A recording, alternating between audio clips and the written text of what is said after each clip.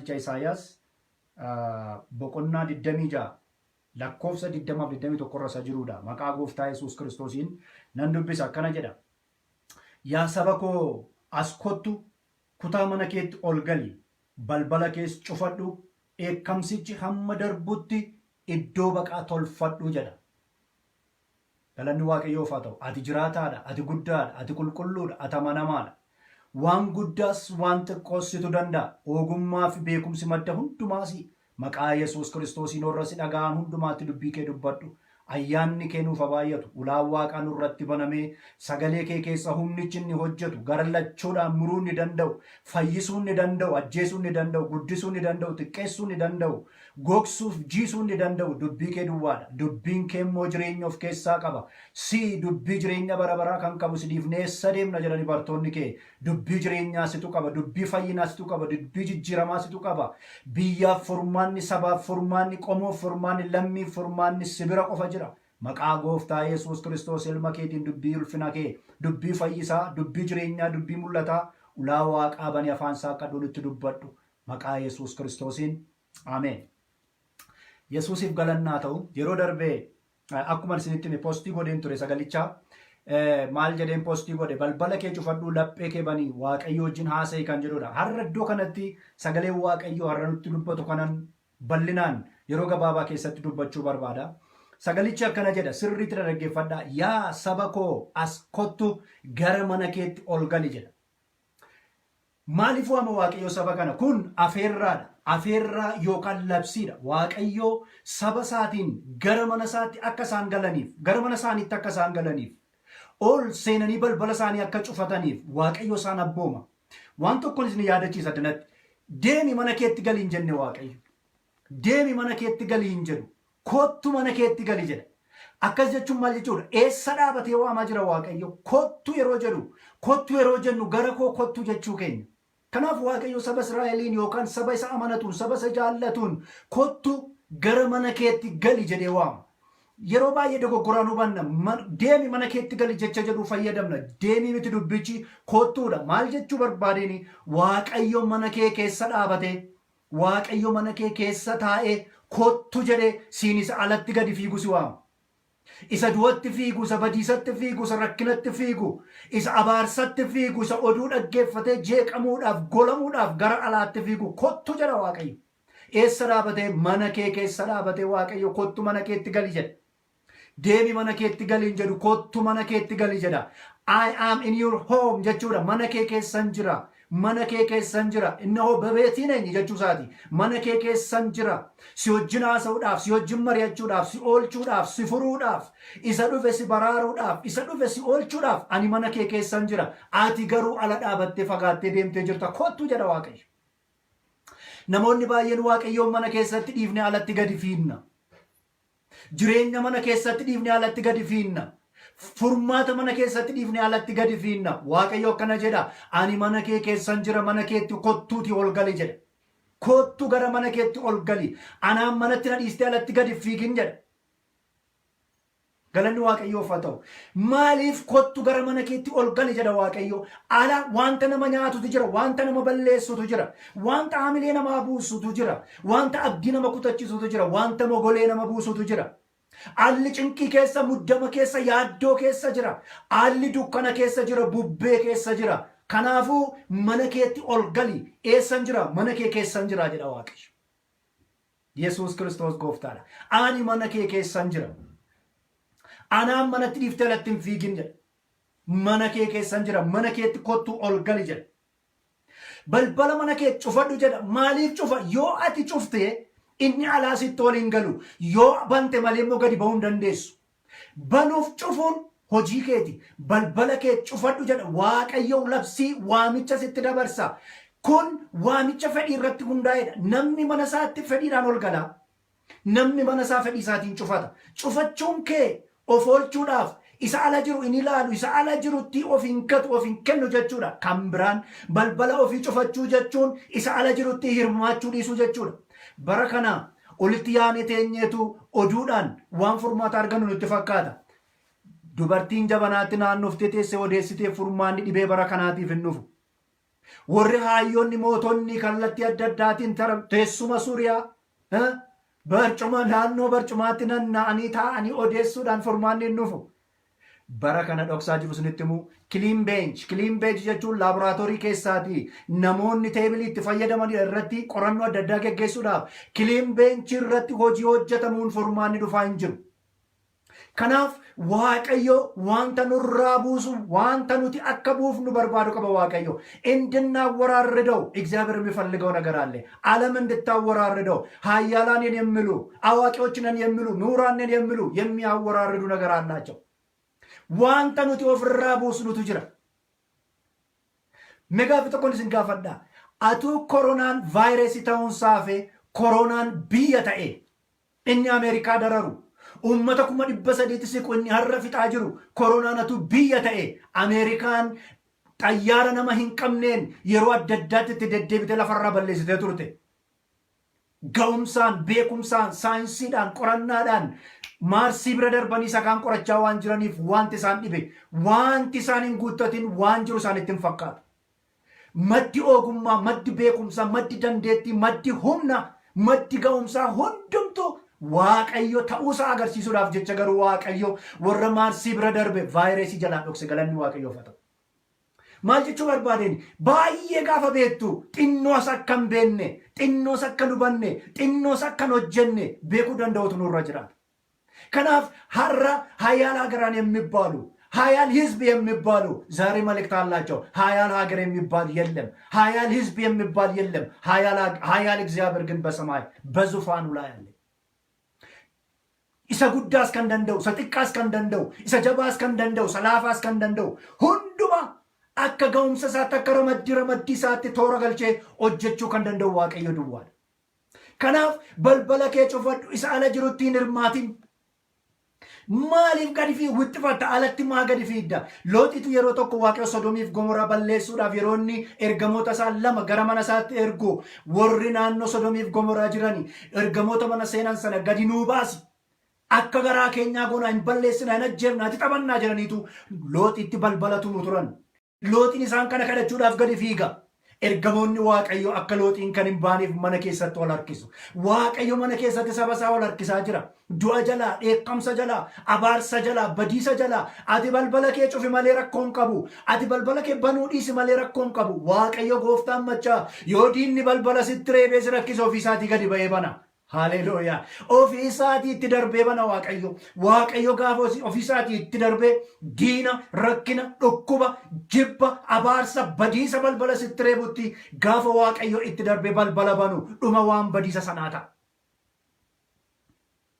Ofii keenya waan hundumaaf furachuu yaalla. Ofii keenya waan hundumaaf deebii kennuu yaalla. No, carraa Waaqayyoof kennuu danda'utu nurra jiraata. Cufi balbala kee. Cufi jedhee Waaqayyo balbala kee cufi. Galanni Waaqayyoof haa ta'u. Mootummaan Itoophiyaa gidduu kana ji'a tokkoo fi yeroo kadhannaaf qalbii jijjiirrannaa labseera. Televezyiinii mootummaa irratti jechuudha.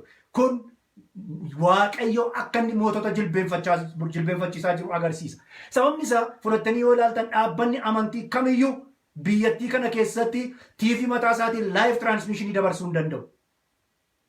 Durii jalqabee bara Haayile Sillaaseetii bara Dargiitii jalqabee hamma har'aatti eenyuyyuu Itoophiyaa keessaa live transmission sagalee raadiyoollee kan amantaa dabarsuun hin danda'amu, hin eeyyamamu. Obboleessa koo yeroo Waaqayyo waan sirraa gad harcaasu qabu waan xiqqoodhaan mana kee daawwata. Waan xiqqoodhaan biyya kee daawwata, waan xiqqoodhaan addunyaa daawwata, waan xiqqoodhaan lafa kana daawwata. Waaqayyo loltuu jajjaboo namatti hin bobbaasu. Waaqayyo ergamoota waaqarraa namatti hin bobbaasu. Injiraan namatti ergee Fariyooniin naasisaa ture. Injiraaniin vaayirasiidhaan biyya lafaa raasaa jira. Hungulaala gundoo Waaqayyooti. Hungulaalee gara gumbii isaatti warra tole jedhan ol galchuudhaaf kottaa jedhaarras gara mana keessaniitti ol gala. Ani achin jira. Isin hiikuudhaaf, isin furuudhaaf, isin fayyisuudhaaf, isin jijjiiruudhaaf ani achin jira. Kottaa eessa gara mana keessanii maaliif ani achin jira? Ani isa alaa raafamaa jiru keessa bubbicha keessa hin jiru. Isa lafa raasaa jiru raafama lafaa keessa hin jiru. Abidda boba'aa keessa hin jiru jedhe Waaqayyo Eliyaasiidhaan. Eliyaas yommuu lafa raafamu Waaqayyooti keessa jira jedhee roggee gaararra dhaabatee ilaale. Ani achi keessa hin jiru jedhe Waaqayyo. Yeroo abiddi boba'aa dhufe gadi ba'ee ilaale anachi keessan jiru jedhe Waaqayyo. Waaqayyo haala dinqisiisaadhaan gara Eeliyaas dhaqe. Akkamitti dhaqe beektu? Hasaassaadhaan gara isaa dhaqe. Ati jeequmsa barbaanna yeroo baay'ee. Girri barbaanna yeroo baay'ee. No. Waaqayyo achi keessan jiru. Ala keessa isa wal maru, isa wal jeequ sana keessa Waaqayyoon hin barbaadinaa. Mana kee keessa jira Waaqayyo. Mana kee keessa jira. Kanaaf kottu jedhe malee deemi gali hin jenne. Kottu gara mana keetti ol gali. Ani si wajjinan jira jedhe. Looxiin ol deebise. Ol deebisan Looxiin. Gaafa jarri balbala rukutuu baay'isan, jeequmsa yeroo baay'isan, ergamoonni gadi ba'anii warra achii jeeqan sana ija isaanii jaamsanii jaaminaan rukutan jedha sagaleen Waaqayyo.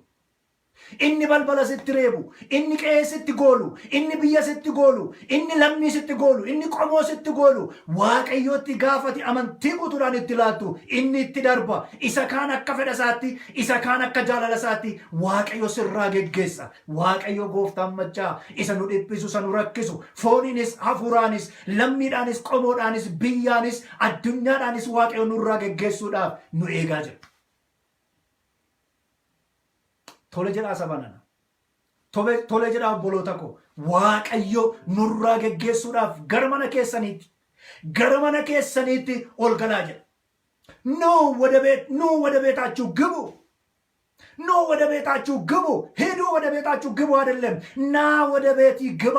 እኔ እዛ ነኝና ልረዳ፣ ላግዝ፣ ላድን፣ ላወያይ፣ ላናግር፣ መፍትሄውን ልነግር፣ ራእይ ልሰጥ፣ ምሪት ልሰጥ፣ መገለጥ ልሰጥ በቤቴ ነኝና እኔን ትተህ ወደ ውጭ አትሩጥ፣ አትንቀሽቀሽ፣ አትርበትበት፣ አትፍራ፣ አትደንግጥ። ቤት ውስጥ አርፈህ ቁጭ በል፣ ዝጋ በርህን።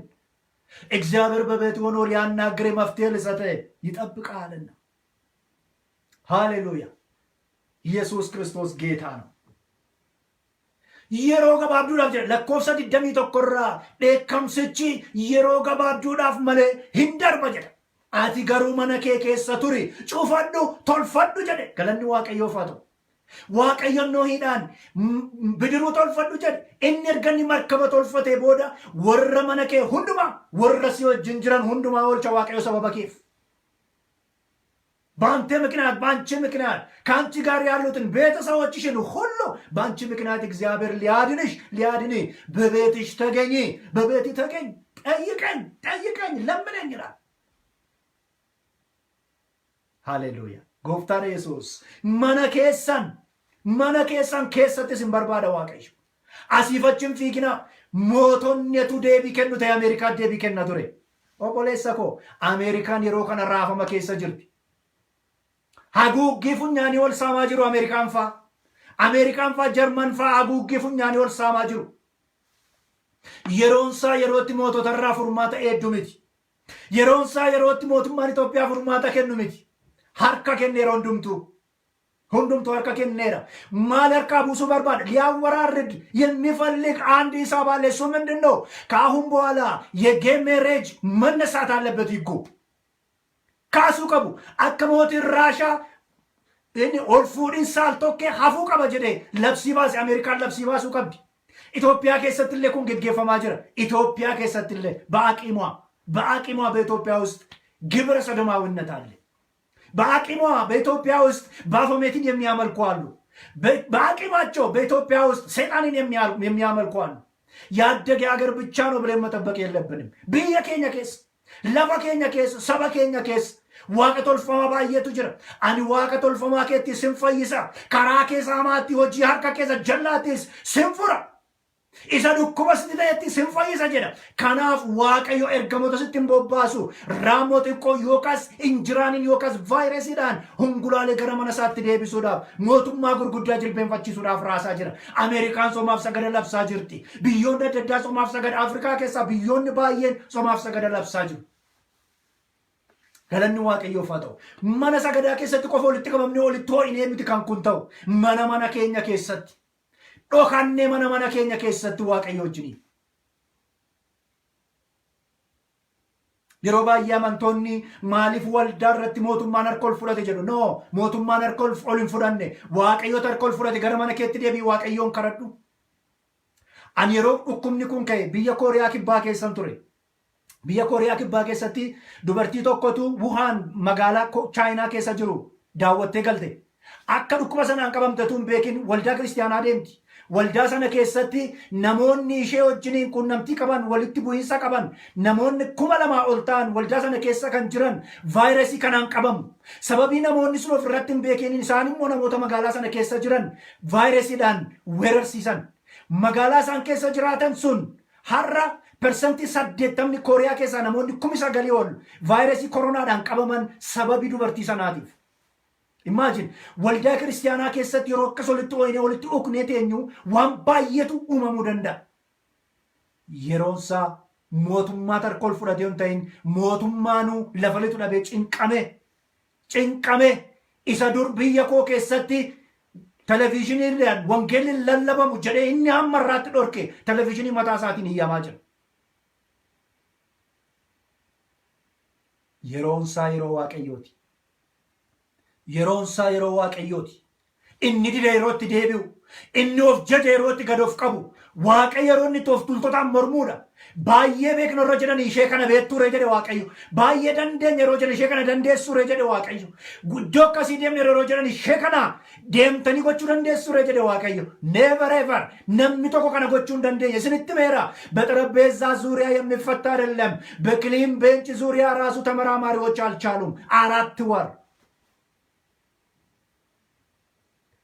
carraa kanatti fayyadamee hojjettoota fayyaa lubbuu keessan qaalii dabarsitanii kennitanii lubbuu namootaa furuudhaaf jireenya namootaa oolchuudhaaf mana keessan keessatti haadha keessan abbaa keessan ijoollee keessan firoota keessan haadha manaa keessan abbaa manaa keessan dhiistanii lubbuu keessan ishee qaalii dabarsitanii nama oolchuudhaaf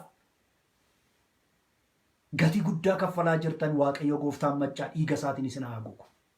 Bakka jirtanitti dhiiga isaatiin isin haguugu. Haguugamaa dhiiga Yesuus Kiristoosiin. Gatii jabaa kaffalaa jirtu. Oolmaa guddaa oolaa jirtu. Biyya furuudhaaf biyya oolchuudhaaf. Waaqayyo lafa jirtanitti isin haa oolchu. Barumsaaf akka ta'uuf, deebii warra kaaniif akka ta'uuf, warra vaayirasii kanaan qabaman gargaaruudhaaf gatii guddaa warra baasaa jirtan Waaqayyo gooftaan maccaa isin haa eebbisu. Egaa firoota koo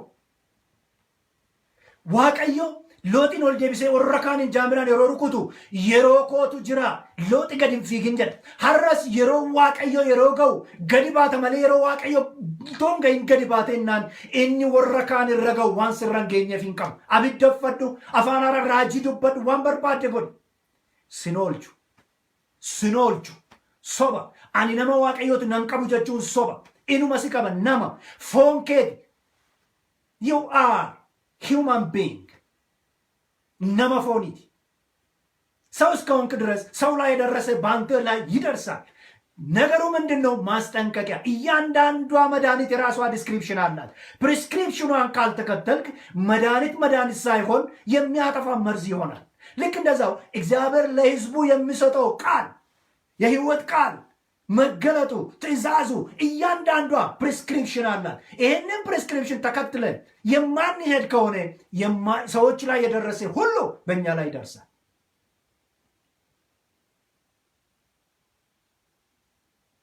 ኢየሱስ ክርስቶስ ጎፍታ ከናፍ አከን ስለስንትሪ አቱ ጀብናፍቴ ጃባን አሜሪካ ጫልቱን ጅርቱቱ Atu COVIDin virus ta'uu baate biyya ta'eera ta'e Ameerikaan COVID arramiti kan balleessite turte በሰው አልባ አውሮፕላን እየቀጠቀጠች ከምድረ ገጽ ታጠፋ ነበር።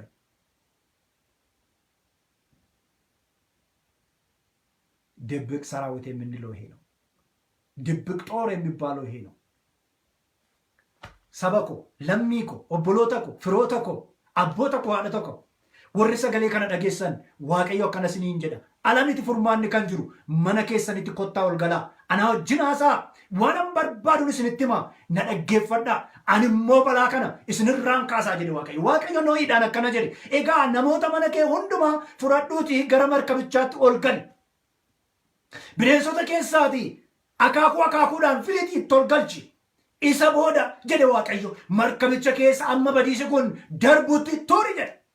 Akkuma kana saba koo amma dheekkamsi kun darbutti turi jedha raajii Isaayaas boqonnaa 26 turi yeroo xiqqoodhaaf turi hamma ni dabarsutti turi waanan hojjedhu waanan jijjiiru waanan diiguun qaba isa diigamu duukaa akkan diigamneef, isa badu duukaa akkan badneef, isa galaanaan haramusa, isa qilleensaan fuudhamusa, bubbeenaan haxaamu duukaa akkan haxaamneef mana keetti kottuuti ol gali.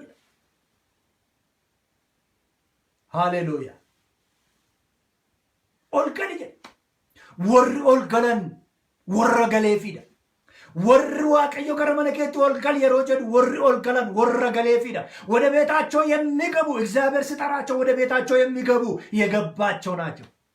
ካልገባ እዛው ትቅበዘበዛለህ፣ ካልገባው እዛው ትሯሯጣለህ፣ ካልገባው እዛው ወደዚህ ወደዛ ትንከራተታታለህ እንጂ የምታገኘው መፍትሄ የለም። ወደ ቤት ይግባ። ከገባ ወደ ቤት ይግባ። ከእግዚአብሔር ጋር ከአምላክ ጋር ተነጋገር። መነኬሮ ጭፈቱ ሀላ አለጅሩራቲ ወለቦፍ ጎታ ረክና አለጅሩራ ወለቦፍ ጎታ ኦፊስ ገዲ ባቴ ሂነናቱን ቢብረቱ የሮ መንኬ ጭፈሙ ኢሳ አለጅሩ ጦል ስትንገሉ መሌ ኢኒ ዋቀረ ጅሩ ከራቲን ወል ስትወልገሉ ሂንዳሙ። ክብር ለእግዚአብሔር ይሁን። በርህን ስትዘጋ ውጭ ያለው አስፈሪው አስደንጋጩ ገዳዩ ወደ አንተ አይገባም እንጂ አዳኙ ወደ አንተ ለመግባት አይቸገርም። ደቀ መዛሙርት የሆነ ጊዜ አይሁዳውያን ፈሩና በራቸውን ዘግቶ እየተከዙ እየፈሩ እየደነገጡ እርስ በርሳቸውን በሹክሹክታ እያወሩ ቁጭ ብሎ ባሉበት ቦታ ላይ ኢየሱስ ክርስቶስ በተዘጋ ቤት ውስጥ በመሃላቸው ቆመና ሰላም ለእናንተ ይብዛል። ገለኒ ዋቀዮ ፈቶ ነጋን እስኒፋ ባየቱ ጀዴ በልበል ጩፋን ዲነኬት ጩፋሜ በልበል ጩፋን ኢሰ መነስጥሬቡት ጩፋሜ ማሌ ኢሰ ሲፍሩዳፍ ሲኦልቹዳፍ ሲገርጋሩዳፍ ዋቀራ ገዲቡትን ጩፋው ከናምን ሰራትን ዋቀዮ ጎፍታን ዋቀራ ሲወጅን ጅራ መነኬት ቶልገል ያደተሙን ጅረጋ ጩፋሙ ሚቲ ጩፋሜ አከ ጩፋሜት ሐፉ ሚቲ ኦልገልቴ አከ ኦልገልቴት መነኬሳት ሐፍተ ሚቲ Waaqayyo yeroon itti si yaadadhu jira jedhe yeroo yaadatamu jira የምንታሰብበት ጊዜ አለ። ሴራ uumamaa boqonnaa 8 lakkoofsa 1-2 dubbisa ዘፍጥረት ምዕራፍ 8 ቁጥር 1 እና 2 ጊዜው ሲያልፍ ይቺ ጭንቅ ጊዜ የመከራ ጊዜ የሰቆቃ ጊዜ ስታልፍ እግዚአብሔር አምላክ ያስባል ያስበናል። ምድሪቷን ያስባታል። ዓለማችንን ያስባታል። እንደዚህ አከለ ጀዳ ዋቀዮሞ አመስ ኖሂን ሆሪቄፊ ብኔንሶተ ወረ ኢሳ ወጅን መርከብቸ ኬሰ ጅረን ሁንዱማ ኢንያደተ ናም ኬሰ ወልገሌታው ብየ አከ ያደተሙ ጎዳ ብኔንሶኒ አከ ያደተመን ጎዳ warri si wajjin jiran hundumtu akka yaadataman goota. yoo gaafa adabatte gaafa tole jette waaqayyoon dhaggeeffatte gaafa gadi teesse waaqayyo wajjin haasa'u waaqayyo duratti yaada garaa jijjiirrachuu biyyaaf furmaata ta'u gaafa jalqabdu warra si wajjin jiran qofa miti bineensa si wajjin jiran haqaakuu bineensa hundumaa yaadata waaqayyo. waaqayyo qilleensa lafa irra in dabarse bishaanichis gadi galee. ሃሌሉያ የሮን ሳገው ዋቀዮ qilleensa lafarra dabarsa qilleensa lafarra dabarsa waaqayyo qilleensa haxaa'eessa si balleessuudhaaf saba jeeqaa jiru biyya jeeqaa jiru lammii jeeqaa jiru mootummaa isa jeeqaa jiru addunyaa isa jeeqaa jiru kana gochuudhaaf haxaa'ee dabarsuudhaaf waaqayyo qilleensa lafarra gadhiisa. qilleensi tokko hin dhufa waaqayyo bira ንፋስ ይመጣል። እግዚአብሔር ንፋሱን ይለቃል። አንተ ዝም ስትል ወደ ቤት ስትገባ ወደ እልፍኝ ስትገባ ከእግዚአብሔር ጋር ጊዜ ስትወስድ ስታደምጠው ዝቅ ስትል መፍትሄ መሆን ስትጀምር እግዚአብሔር ንፋስ ከሰማይ በምድሪቷ ላይ ያሳልፋል። ይህ በምድሪቷ ላይ የሚያልፈው ንፋስ የእግዚአብሔር ኃይል ነው፣ የእግዚአብሔር መንፈስ ነው፣ የእግዚአብሔር ክብር ነው። ያ ደግሞ ይህንን ክፉ ይህንን መከራ ይህንን በሽታ ይህንን ጭንቅ ይሄንን አለመግባባት ይሄንን ጥላቻ ጠራርጎ ያሳልፋል። ዳጣዬም በሌሰ ጀዴ ዋቀሽ qilleensa koon dabarsa bishaan badiisaan lammii nyaata inni saba nyaate inni biqilaa nyaate inni muka nyaate inni bineensa nyaate kana booda akkas irratti hin hojjenneef qilleensa koon lafa kanarra dabarsa. yeroo sana jedhe waaqayyo inni badiisaaf dhufe bishaanichi gadi gala jedhe inni badiisaaf dhufe diinni keenya gadi nurraa gala hadhimu maqaa Yesuusin. inni lammii koo raasu, inni saba koo raasu, inni biyya koo raasu, inni addunyaa koo raasu, inni ijoollee durbaa raasu, inni ijoollee dhiiraa raasu, inni dubartoota raasu, inni daa'ima raasu lafa kanarraa gaafa Waaqayyo qilleensa isaa gadhiisu haxaamii lafa kanarraa bada. Haxaa'een balleessa jedhe Waaqayyo. Nana xaasi fuulduraa ati ol gali haxaa'een balleessa. Manatti ol galuun isa badiisaaf dhufuufis badiisaaf isa dhufe sun yeroo inni haxaamee badus si oolchuudhaafis Waaqayyo iddoonni si dhokse taa'uu qabda. Iddoonni si kaa'e taa'uu qabda. Egaa biyyi lafaa kun mootummaa biyya keenyaa dabalatee saba biyya keenyaa dabalatee maal ofirraa gadi buusuu qabna? Maali herregni nuti buusuu qabnu? Herrega jibbaa buusuu qabna? Herrega wal qooduu buusuu qabna? Herrega walajjeesuu buusuu qabna? Herrega ciqilee olirra dhaabuu buusuu qabna? Mootummaan saba cunqursuu dhaabuu qaba. Mootummaan saba addaaniree saba walirratti kaasuu dhaabuu qaba. Kaabinoonni hojii akkasii hojjechuu dhaabuu qabu. Gararraadhaa jalqaba Waaqayyo. Gararraadhaa jalqaba. Eenyuun hin sodaatu Waaqayyo? Mootiin Ingiliz irra Piraayim Ministeriin Ingiliz koronaa vaayirasiidhaan hospitaala ciisee jira. Mana isaatti yaala dadhabee hospitaala ciisee jira. Princess of Wales koronaa vaayirasiidhaan qabame. Prinsiin Ingiliz koronaa vaayirasiidhaan du'ee jira. Eenyurraa kan deebi'u miti. Kaasi irree keessa barraa. Kaasi harka keessa barraa. Kaasi waanjoo keessa barraa. Waaqayyo eenyuun iyyuu hin sodaatu. Waaqayyo eenyuun iyyuu hin sodaatu. Mootummaa jilbeenfachiisuudhaaf dhufe Waaqayyo mootummaa bira jira rakkinni, paarlaamaa bira jira rakkinni, paarlaamaa addunyaa bira jira rakkinni, paarlaamaa ardiiwwanii bira jira rakkinni, paarlaamaa Afrikootaa bira jira rakkinni. Kaasaa seera murteessitan ilaalladhaa. Labsii baaftan ilaalladhaa.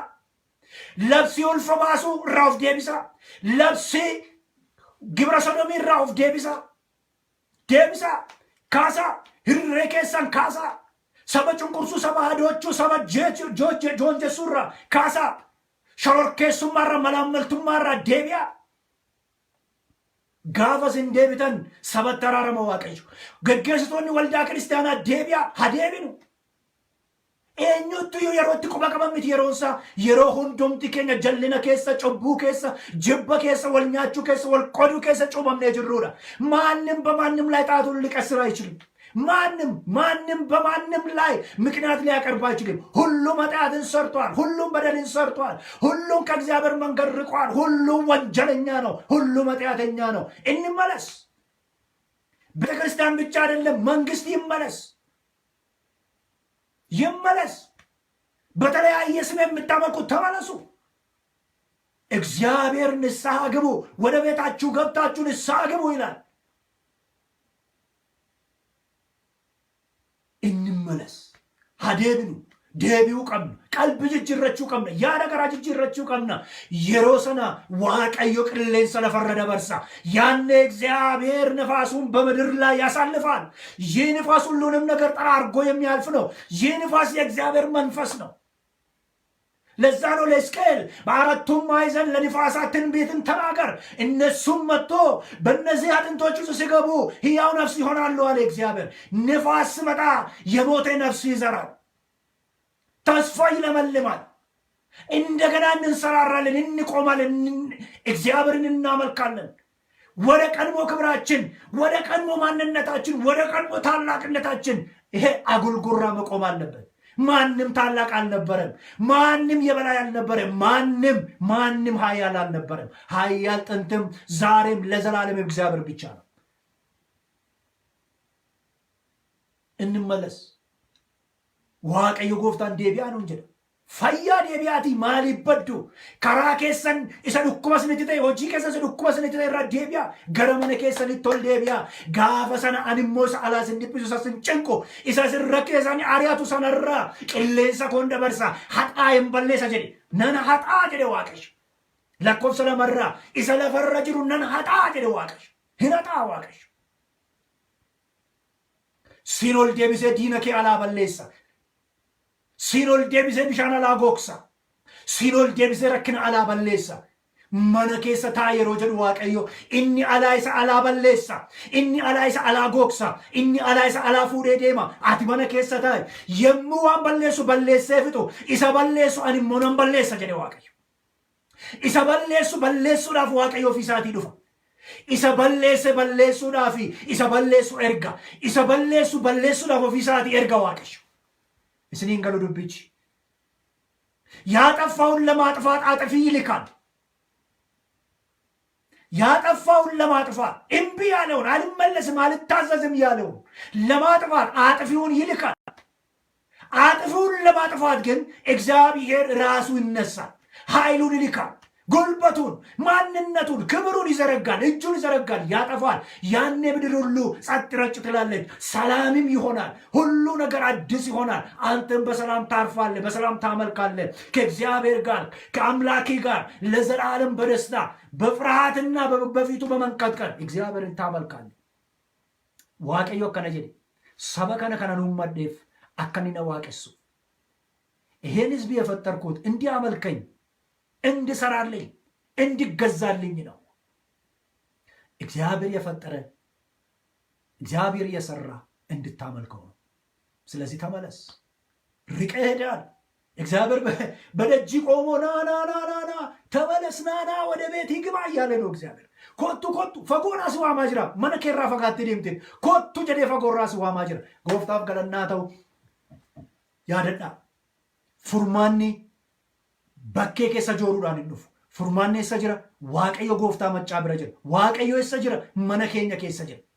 Mana keenya keessa jira. Gola keenya keessa jira. Kottu jedhe namni dhagee balbala yoo naabbane ani balbala dhaabadhee balbala isaa rukutaa waan hin jiruuf walan seena isaa wajjin sirbaatan hin nyaanne. Mana kee barbaada Waaqayyo. Bakkee keessa hin joorinaa, hin fiiginaa. Bakkee badiisatu jira, oduutu jira, rakkinatu jira, badiisatu jira. Hin joorinaa. Hamma mana keenyatti ol deebinutti bubbeen hin dhaabatu. Hamma mana keenyatti ol deebinutti bubbeen hin dhaabatu. Raajii Hosee boqonnaa 8 irraa warri qilleensa facaasanii bubbee haammatu jedha. ነፋስን የሚዘሩ አውሎ ነፋስን ያጨዳሉ። ነፋስ አትዝሩ። እየሮጣችሁ እያወራችሁ እየተቅበዘበዛችሁ ነፋስን አትዝሩ። ምርቱ የምትሰበስቡት አውሎ ነፋስ ነውና በመመለስ መዳን አለ ይላል እግዚአብሔር ቃል። ዴቢውዳን ፈይነቱ ጅራ፣ ሂከመቱ ጅራ፣ ጅጅረመቱ ጅራ፣ በቆናቱ ጅራ። waaqayyo irra sagalee isaa nuuf erge, sagalee isaa ergee saba isaa fayyise, qarqara boolla afaan du'aatii isaan deebise, isaan boqochise jedha sagaleen waaqayyo. Sagaleen irra gara keenya dhufe warri dhaggeeffatan sheerii godha. ለብዙዎች መዳን ይሆናል፣ ለብዙዎች ፈውስ ይሆናል፣ ለብዙዎች መመለስ ምክንያት ይሆናል። ሰገሌ ሳይርጌ ሰበሳ ፈይሴ ቀርቀረ ቦላ አፋን ዱአቲ ሳን ዴቢሴ ሳን ቦቆቺ ገለንዲ ዋቀዮ ፈተው እንቀረነ ዋቀዮን አቲ ጅራታ ረቲ ቁልቁሉ ረቲ ዋቀዮ ረቲ ጎፍታን ዋቀረትስ ጎፍታንሲ ለፈረትስ ጎፍታንሲ በረበራን ሞቲንሲ በረበራን ኡማንሲ በረበራን ጀባንሲ ጨለቦረት ኢፈ ከነርግቱ ራፈ መለፋ በዲሰ ረፋረት ቅሌሰ ከንገዲፍቱ ገብ ከንቆቱ ስድዋዳ ያ ዋቀዮ ገብ ኑራ ጎቹዳፍ ገብ ጀቹ ኬኛ በርባድ ገብ ኑራ ጎቹዳፍ ገብ ጀቹ ኬኛ በርባድ ኢሰኑ በሌሱዳፍ መነቶሉ ገልቹ በርባድ ol-deebi'i isa badu yeroon balleessu duukaa baddaa nuun jette. Ol-deebi'i isa balleessuudhaaf bahe yeroon balleessu duukaa baddaa. Qilleensi isa balleessuudhaaf bahe si fudhatee akka hin bannetti mana keetti ol deebi'i, gola keetti ol gali, balbala kee cufadhu naa jinaa sayani mana kee hin jiraa nuun jette. Furmaanni biyya lafaa, fayyinni biyya lafaa mootota harkaan jiru ana waaqayyo gooftaa harka jiraa jette. Ati madda ogummaati, madda beekumsaati, madda jabinaati, madda aangoo ulfinaati. warri humna qaban afaana qabatan, warri waraana qaban afaana qabatan, warri teknooloojii qaban afaana qabatani. Aangoon waan hundumtuu, furmaanni waan hundumtuu si bira jira. Tola jettee yoona dhageesse eebba lafaa nyaatta jette. Si dhageesse gooftaa Yesuus Kiristoosiin. Ol deebina maqaa gooftaa Yesuus Kiristoosiin. Si wajjin haasofna hin cufanna balbala keenya maqaa gooftaa Yesuus Kiristoosiin. Furmaanni si bira qofa jira maqaa Yesuus Kiristoosiin. Lafa keenyatti araarami. Saba keenyatti araarami. Lammii keenyatti biyya keenyatti araarami. Afrikaatti araarami. Addunyaatti araarami. Daa'imatti araarami. Beekaatti araarami. Ogeessatti araarami. Wallaalaatti araarami. Yaa Waaqayyo gooftaa machaa moototatti araarami. Sabatti araarami. Geggeessitootatti araarami.